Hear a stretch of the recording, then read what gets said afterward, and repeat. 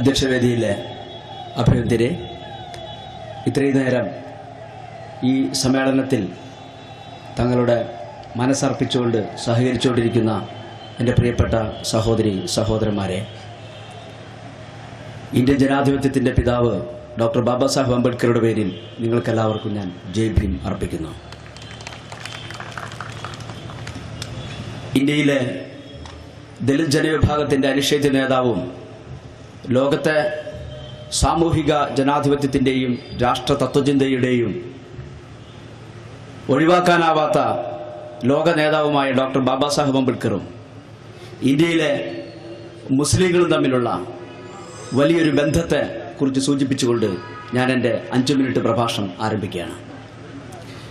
Cabinet mission Indian ഭരണഘടന നിർമ്മിക്കുന്നതിന് വേണ്ടി നടത്തിയ തെരഞ്ഞെടുപ്പിൽ ബാബാ സാഹേബ് അംബേദ്കർ റെപ്രസെൻ്റ് ചെയ്തിരുന്ന റിപ്പബ്ലിക്കൻ പാർട്ടി അത് അതിനു മുമ്പ് 1936-35 വർഷങ്ങളിലൊക്കെ ബോംബെ പ്രവിശ്യ ഭരിച്ചിരുന്നൊരു പാർട്ടി ക്യാബിനറ്റ് മിഷന്റെ തെരഞ്ഞെടുപ്പിൽ ഇന്ത്യയിലെ വ്യവസ്ഥാപിത രാഷ്ട്രീയ പാർട്ടികളുടെ, പ്രത്യേകിച്ച് കോൺഗ്രസിൻ്റെയൊക്കെ അനുഗ്രഹം കൊണ്ട് അംബെ പരാജയപ്പെട്ടു. ബംഗാളിൽ ഒരു മുസ്ലിം സഹോദരൻ വിജയിച്ച ഒരു സീറ്റിൽ അദ്ദേഹം രാജിവെച്ചുകൊണ്ടാണ് ഡോക്ടർ ബാബാ സാഹേബ് അംബേദ്കർ ബംഗാളിൽ മത്സരിക്കുകയും ബംഗാളിൽ നിന്ന് ബാബാ സാഹേബ് അംബേദ്കർ ഇന്ത്യൻ ഭരണഘടനാ നിർമ്മാണ സഭയിലേക്ക് തിരഞ്ഞെടുക്കപ്പെടുകയും ചെയ്തു. 70-ലേറെ പേർ മുസ്ലിങ്ങളെ പ്രതിനിധീകരിച്ചുകൊണ്ട് ഭരണഘടനാ നിർമ്മാണ സഭയിൽ അംഗങ്ങളായി തിരഞ്ഞെടുക്കപ്പെട്ടിരുന്നു. പക്ഷേ അതിൻ്റെ പ്രഥമ യോഗം വിളിച്ചപ്പോൾ തന്നെ മുസ്ലിങ്ങളായിട്ടുള്ള ആരും തന്നെ ആ യോഗത്തിൽ പങ്കെടുക്കുകയുണ്ടായിരുന്നില്ല. ഈ പ്രതിസന്ധിയെ പരിഹരിക്കുന്നതിന് വേണ്ടി യോഗം ആലോചിച്ചപ്പോൾ, അതിനുള്ള അഭിപ്രായ പ്രകടനം നടത്തിയപ്പോൾ ഡോക്ടർ ബാബാ സാഹേബ് അംബേദ്കർ ശക്തിയുക്തം വാദിച്ചത് ഇന്ത്യയിലെ ന്യൂനപക്ഷങ്ങളായ, മതന്യൂനപക്ഷങ്ങളായ മുസ്ലിങ്ങളുടെ ജനാധിപത്യ അവകാശത്തെയും അവരുടെ അഭീഷ്ടങ്ങളെയും പ്രതിനിധീകരിക്കുന്ന ശബ്ദം ഭരണഘടനാ നിർമ്മാണ സഭയിൽ ഉയർന്നു കേട്ടില്ല എങ്കിൽ ഇവിടുത്തെ ജനാധിപത്യം അപൂർണമാണ്. അതുകൊണ്ട് അവരെ മുഴുവൻ ഈ വേദിയിലേക്ക് കൊണ്ടുവരുന്നതിനുള്ള നിതാന്തമായ പരിശ്രമം നടത്തണമെന്ന് അംബേദ്കർ പറഞ്ഞതിൻ്റെ അടിസ്ഥാനത്തിലാണ് പിന്നീട് അവരെല്ലാം അതിന് ഒരു കർമ്മപദ്ധതി തയ്യാറാക്കി അവരെ സമീപിച്ചതിൻ്റെ അടിസ്ഥാനത്തിലാണ് ഈ ഭരണഘടനാ നിർമ്മാണ സഭയിലേക്ക് മുസ്ലിങ്ങൾ പൂർണ്ണമായും എത്തിച്ചേരുന്നത്. 25ാം വാർഷികാഘോഷത്തിൻ്റെ ഈ ഒരു റിപ്പോർട്ടിനെ സംബന്ധിക്കുന്ന കാര്യങ്ങൾ നാം ചർച്ച ചെയ്യുമ്പോൾ ഇങ്ങനൊരു റിപ്പോർട്ട് ഉണ്ടാകുന്നതിനുള്ള കാരണം നീലോക് ദാസ് നാടാർ ഇവിടെ അവതരിപ്പിക്കുകയുണ്ടായി. പക്ഷേ ഈ റിപ്പോർട്ട് എന്തുകൊണ്ടാണ് VP സിംഗ് പൊടിതട്ടി എടുത്തത് എന്ന കാര്യം നമ്മളൊന്ന് ആലോചിക്കേണ്ടതുണ്ട്.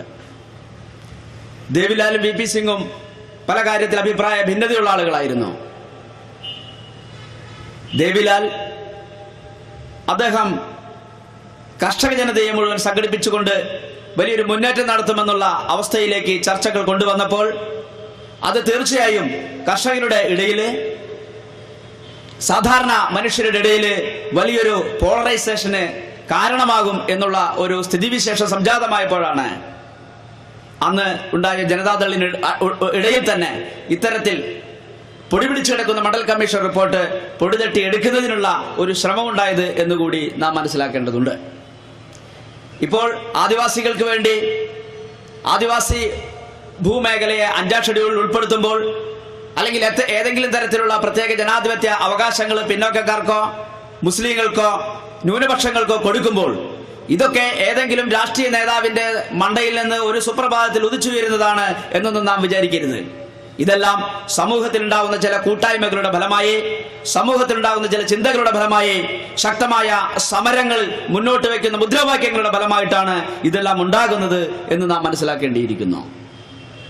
അത്തരത്തിലുള്ള ചിന്തകൾ ഒരുപക്ഷെ ഇന്ന് വളരെ പിന്തിരിപ്പന്മാരായിരിക്കുന്ന ഭരണാധികാരികൾ പോലും പുരോഗമനപരമായ ചില തീരുമാനങ്ങൾ എടുക്കുന്നതിന് സന്നദ്ധരാവേണ്ടി വരുന്ന സാമൂഹ്യ സാഹചര്യം, ഒരു സമര സാഹചര്യം ക്രിയേറ്റ് ചെയ്യുന്നിടത്താണ് നമ്മുടെ മിടുക്കിയിരിക്കുന്നത്. എന്തായാലും അത്തരത്തിലുള്ള ഒരു ക്രിയേഷൻ, അത്തരത്തിലുള്ള ഒരു ഒരു പ്രവർത്തനത്തിന് കാരണമാകുന്നതിനുള്ള ചരിത്രപരമായിട്ടുള്ള ഒരു സമ്മേളനമാണ് ഇത്. ഈ സമ്മേളനം സംഘടിപ്പിച്ചതിന് സോളിഡാരിറ്റിയുടെ എല്ലാ പ്രവർത്തകർക്കും ഞാൻ തീർച്ചയായും എൻ്റെ നന്ദി പ്രകാശിപ്പിക്കുന്നു. എന്നെ സംബന്ധിച്ചിടത്തോളം ഞാൻ കേരളത്തിലെ SC ST അല്ലെങ്കിൽ പട്ടികജാതി പട്ടിക ഗോത്രം എന്ന് പറയുന്ന യഥാർത്ഥത്തിലുള്ള ദലിത് സമൂഹത്തിന്റെ ഉദ്യോഗസ്ഥന്മാരുടെ സംഘടനയുടെ പെൻഷൻകാരുടെ ഉദ്യോഗസ്ഥന്മാരുടെയും പെൻഷൻകാരുടെയും സംഘടനയുടെ എളിയ ഒരു പ്രതിനിധിയാണ്. കേരളത്തിലെ ഫാസിസം എന്ന് പറയുന്നത് ഏറ്റവും ശക്തമായി 8-ാം നൂറ്റാണ്ട് മുതൽ AD ക്രിസ്തുവിന് 8-ാം നൂറ്റാണ്ട് മുതൽ 19-ാം നൂറ്റാണ്ടിന്റെ ഉത്തരാർദ്ധം വരെ കേരളത്തിൽ അതിശക്തമായ ഫാസിസ്റ്റ് തേർവാഴ്ചയ്ക്ക് ഇരയായിട്ടുള്ള ജനതയാണ് കേരളത്തിലെ ദലിത് സമൂഹം. നാം വിചാരിക്കുന്നു കേരളത്തിലെ ദലിത് സമൂഹം അവരുടെ തെരുവിലൂടെ നടക്കാനുള്ള അവകാശത്തിന് വേണ്ടി, വസ്ത്രം ധരിക്കുന്നതിനുള്ള അവകാശത്തിന് വേണ്ടി, മുടി ചീകി വയ്ക്കുന്നതിനുള്ള അവകാശത്തിന് വേണ്ടി, അവർക്ക് മാറുമറയ്ക്കുന്നതിനുള്ള അവകാശത്തിന് വേണ്ടി, അവർക്ക് കൂര കെട്ടുന്നതിനുള്ള അവകാശത്തിന് വേണ്ടി, അവർക്ക് വിദ്യാഭ്യാസത്തിനുള്ള അവകാശത്തിന് വേണ്ടിയൊക്കെ സമരം ചെയ്തത് കേരളത്തിലെ ദലിത് സമുദായമാണ്. അവർ ഒറ്റയ്ക്കാണ് അതിന് സമരം ചെയ്തത്, അല്ലാതെ അവർക്കാരുടെയും കൂട്ട് അതിനുണ്ടായിരുന്നില്ല എന്നുള്ളതാണ്. അതുകൊണ്ട് ഫാസിസത്തെ എങ്ങനെ നേരിടണമെന്നുള്ളത് കേരളത്തിലെ ദലിത് സമുദായത്തെ സംബന്ധിച്ചിടത്തോളം അവർക്കൊരു പുതിയ എഡ്യൂക്കേഷൻ അതിനുവേണ്ടി കൊടുക്കേണ്ടതില്ല എന്നുള്ളതാണ്. അതുകൊണ്ട് ഫാസിസം അത് ഏത് തരത്തിലുള്ളതായാലും അതിനെ നേരിടുന്നതിനുള്ള മനക്കരുത്ത് കേരളത്തിലെ ഇന്ത്യയിലെ ദലിത് ജനതയ്ക്കുണ്ട്. അവർ ഏതെങ്കിലും ഒരു ജാഥയുടെ മുന്നിൽ നിന്ന് അല്ലെങ്കിൽ പിന്നിൽ നിന്ന് വോട്ട് ഉപയോഗിച്ച് ഏതെങ്കിലും ഒരു കക്ഷിക്ക് വോട്ട് ഉപയോഗിച്ച് വോട്ട് ചെയ്യുന്നതിനുള്ള ഒരു അധികാരം നേടുന്നതിന് മുമ്പ് തന്നെ അവർ മനുഷ്യരായി ജീവിക്കുന്നതിന് വേണ്ടിയുള്ള എണ്ണമറ്റ പോരാട്ടങ്ങളിലൂടെ കടന്നുപോയവരാണ്. പക്ഷേ അവരെ സംബന്ധിച്ചിടത്തോളം ഇന്ന് അവർ അഭിമുഖീകരിക്കുന്നത് അവരുടെ താല്പര്യങ്ങളെ യഥാർത്ഥത്തിൽ സംരക്ഷിക്കുന്ന ഒരു കൃത്യമായ ഒരു രാഷ്ട്രീയ പ്രസ്ഥാനത്തിന്റെ അതിന്റെ രൂപീകരണവുമായി ബന്ധപ്പെട്ടുകൊണ്ട് ചില പ്രതിസന്ധികൾ അവർ അഭിമുഖീകരിക്കുന്നുണ്ട്. പ്രത്യേകിച്ച് കേരളത്തെ സംബന്ധിച്ചിടത്തോളം കേരളത്തിലെ ഓരോ മനുഷ്യരുടെയും മനസ്സ് വ്യവസ്ഥാപിത രാഷ്ട്രീയ പാർട്ടികൾ കഷണങ്ങളാക്കി എടുത്തു വെച്ചിരിക്കുകയാണ്. അതുകൊണ്ട് വോട്ട് ചെയ്താലും, വോട്ട് ചെയ്ത് ജയിപ്പിച്ചാലും, വോട്ട് ചെയ്ത് തോൽപ്പിച്ചാലും ദലിതർക്ക് സ്വാഭാവികമായി നമ്മുടെ ഗ്രാമതലങ്ങളിൽ ഇന്നും തല്ല് കിട്ടുന്ന ഒരവസ്ഥയിലാണ് ഉള്ളത്. ജയിച്ച പല ദലിത് സ്ഥാനാർത്ഥികളും മർദ്ദനത്തിന് വിധേയമായ കാര്യം ഈ പഞ്ചായത്ത് തെരഞ്ഞെടുപ്പിൽ നമ്മൾ കണ്ടു. ഉദ്ദേശിച്ച വ്യക്തിക്ക് ഒരു ദലിതൻ വോട്ട് ചെയ്യാത്തത് കൊണ്ട് അവനെ മർദ്ദിച്ചതായും അവന്റെ കൂരകൾ കത്തിച്ചതായിട്ട് നാം മനസ്സിലാക്കുന്നു. അതുകൊണ്ട് ദലിതരെ സംബന്ധിച്ചിടത്തോളം അവരുടെ ഒരു പ്രശ്നം ഒരു ബഹുജൻ രാഷ്ട്രീയത്തിന്റെ പ്രശ്നമാണ്. ഈ ബഹുജൻ രാഷ്ട്രീയത്തിന്റെ പ്രശ്നത്തിലേക്ക് ബഹുജൻ രാഷ്ട്രീയത്തിന്റെ കെട്ടിപ്പടുക്കലിലേക്ക് ഈ സംഘടന ദലിത് സോളിഡാരിറ്റി ദലിതരെ കൂടി ഒരുമിപ്പിച്ചുകൊണ്ടുള്ള ഒരു കടന്നുവരവ് തികച്ചും വ്യത്യസ്തമായ ഒരു രാഷ്ട്രീയ പോളറൈസേഷൻ കേരളത്തിൽ ഉണ്ടാക്കുമെന്നുള്ള ദൃഢനിശ്ചയം എനിക്കുണ്ട്. അതിനുവേണ്ടി അവർക്ക് എല്ലാവിധ ഭാവുകങ്ങളും നേർന്നുകൊണ്ട് എന്റെ എളിയ വാക്കുകൾ ഞാൻ അവസാനിപ്പിക്കുന്നു.